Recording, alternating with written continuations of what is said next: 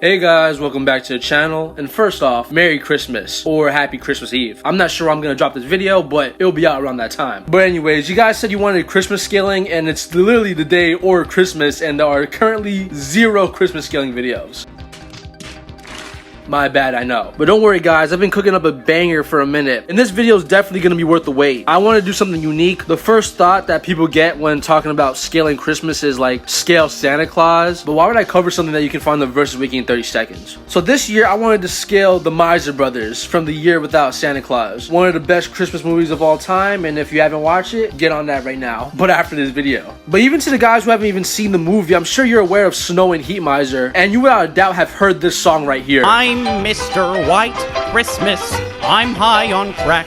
Oh, that was the wrong version. But anyways, I thought these guys would be the perfect people to scale because they're like elementals. And I'm sure that if I looked into the lore and analyzed their feats, they would scale actually pretty high. And as I found out, they scale surprisingly high. So wrap yourselves around the fire, get the hot chocolate, as I'll seek to prove why Snow and Heat Miser are stronger than you think. But before that, if you like the power scaling content, be sure to like, share, and subscribe. We post weekly videos and we cover a wide variety of topics. From Godzilla to Finance of Freddy's, this is the place you want to be at. With all that garbage out the way, Merry Christmas. Alright, so starting off with lower ends. Oh wait, it's Christmas time. Let me get into the mood real quick. And yeah, just right there. Okay, now we can start. So starting off with the lower ends, we're gonna have to talk about the interconnected Rankin Bass universe. To some of you guys who are confused on what I'm talking about, movies like Frosty the Snowman, Rudolph the Red-Nosed Reindeer, and Santa Claus is Coming to Town all share the same cosmology and universe. If you want to see an in-depth explanation on the subject, I recommend you check this video out right here. But seeing as how these movies are all Christmas movies, we can talk about other winter creatures such as winter warlocks, winter entities, and use them to upscale Snow Miser in particular. Snow Miser should be on the top of the pecking order of winter elements as he's literally tied to Mother Nature and is referenced to be elemental. He decides when and where it snows, and he's only kept in check by his brother and his mother respectively. So with that piece of context, let's get into it. Snow Miser should upscale Winterbolt's dragons, Jack Frost, and even Father Winter himself, for the previously mentioning reasoning. Lesser beings such as Winterbolt's dragons and Jack Frost can casually create entire snowstorms and blizzards. And according to the Versus Wiki, the average energy that snowstorms and blizzards output is equivalent to around 15 megatons of power. To put that number into perspective, that's over 700 times more powerful than the bombs dropped on Hiroshima and Nagasaki, which would give the Miser Brothers a nice baseline of city level. And yes, I'm proposing the energy output of snowstorms and blizzards are around city level and are generally more potent than smaller nuclear bombs. Just because the energy isn't released on a destructive scale doesn't mean that it's overall any weaker, as we will see a whole bunch of natural phenomenon that aren't as like destructive to humans as like nuclear bombs. The Miser Brothers should also upscale the Winter Warlock from Santa Claus is Coming to Town, who himself stated that he could guarantee a white Christmas. The implication being he could conjure a snowstorm to a possibly worldwide scale, which according to the Versus Wiki once again would yield anywhere from 1.5 to 1.6 teratons of TNT, which is small country level either way you look at it. Oh, and Father Winter from Jack Frost is literally just a cloud, so clouds have a kinetic energy of around sea level, so yeah, that's some more sea level consistency. But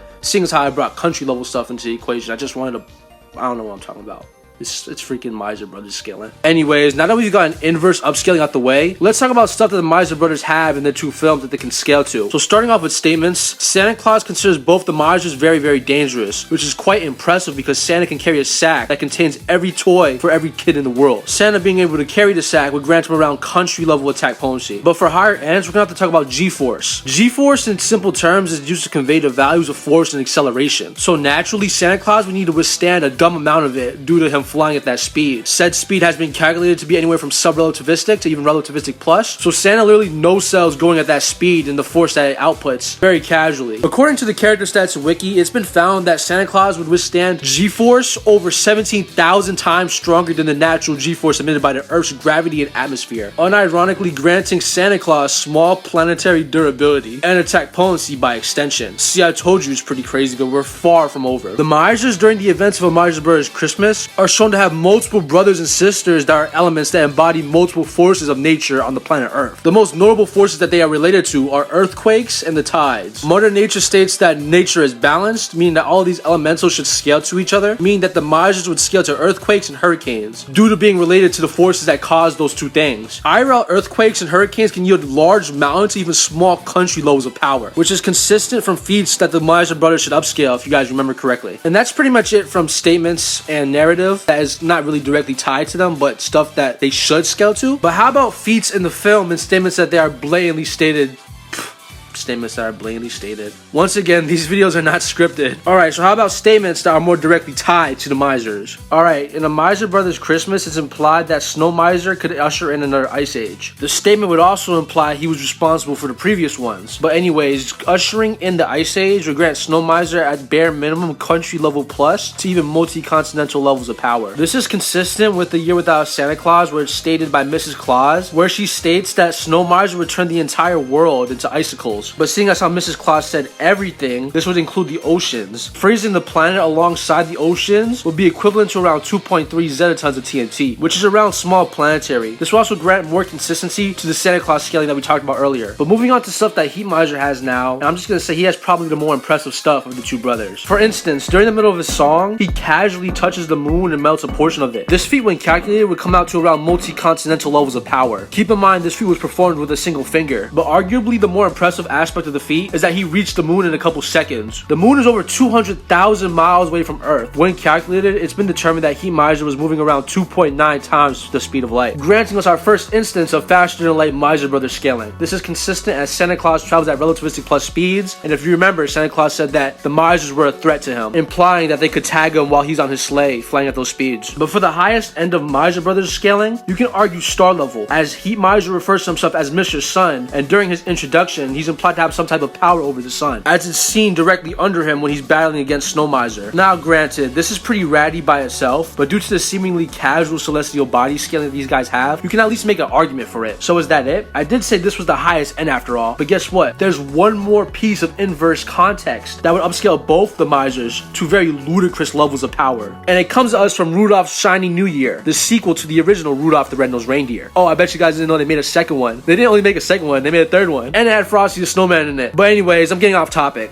Alright, but anyways, this movie comes along with major cosmology implications, and I'm gonna get into that. So what if I told you the Earth seen in all these Christmas movies is actually an infinite-sized construct with not one but multiple infinite-sized spaces? It's kind of crazy, I know, but in Rudolph's Shiny New Year, Rudolph has to venture into the archipelago of last years, which has many implications in the film to actually be infinite in size. The archipelago is composed of every year that there has ever been, which would mean that if you don't buy into the infinite-sized scaling I'm about to present, there would be 13.7 billion islands that compose this archipelago. I want to note that the 4.5 billion islands due to the Earth's age wouldn't be an accurate assessment because Father Time states that his role extends to all time in the universe. But if you're a little confused as to how that works, don't worry, because Christianity is actually the de facto canon of this verse due to movies such as Nestor the Long-Eared Donkey and The Little Drummer Boy. So that would mean that the Earth and the universe were made around the same time due to the 7 days creation story. But once again, at the very least, that would mean the Rankin Bass Earth is actually much bigger than our IRL Earth. Alright, but in the movie, Father Time explicitly states that the archipelago is composed of every year that there has ever been. So how many years have passed in this verse? Well, there's a character named Eon the Terrible who's an old bird, right? And he will die after being an eon years old. And when asked how long is an eon in this cosmology, it's stated verbatim that an eon is immeasurably years long, immeasurably being infinite. And it's also stated that Eon terrorized the sands of time for countless ages. So that's some more infinite time evidence. Every island represents 1 year, so that's infinite islands right there. Some more stuff supporting this, as the archipelago is hidden by an everlasting fog. Evidence in the film would actually suggest that the fog is actually everlasting because Father Time says there's only one way to get out of the fog, even going on to warn Rudolph not to veer from his course. All this indicating to me at least that it's actually everlasting. I want to note that the archipelago is actually hidden from the rest of the planet. That in itself would also kind of imply that the archipelago of lost years is smaller in comparison to the rest of the planet. At bare minimum, this would mean that the world of Rankin Bass would be a high universal construct, as it would need the space to contain infinite islands. But it could be even a low multiversal construct because the archipelago is stated by Father Time to follow its own separate flow of time, as each island isn't only a representation of the year, but it's where the year itself went. This is supported in the film because when going through the everlasting fog, it's equated to and referenced to be turning back the time. Now, it's not time traveling, as he's just going to the archipelago, which is stated to be on the same planet, but it could support the archipelago following its own set of time, independent from the rest of the world and universe by extension. Okay, so the Rankin Bass Earth is possibly infinite in size and has multiple infinite sized pockets that follow their own independent flow of time. How in the world do the Miser brothers scale to it? Once again, Father Time explicitly states that the archipelago is located on the most northern side of the planet. And if you remember the Year Without a Santa Claus, it's stated in that film that Snow Miser controls controls the north side of the planet. So unironically, the archipelago is Snow Miser's turf. Earlier, I mentioned that Snow Miser literally would freeze everything if he wanted to, which would mean Snow Miser can freeze an infinite-sized planet alongside an infinite-sized set of islands independent and separated by the linear flow of time. This would grant Snow Miser high uni to possibly even low multiversal attack potency. This would also grant him infinite speed as well, and Heat Miser should scale to that, so boom, there you go. The Misers at the peak of their scaling can go band for band with most characters in fiction. They sold the big three, and there's an argument for them getting past even Dragon Ball Z. So when scaling the Miser brothers, it's like the song says, I'm too much.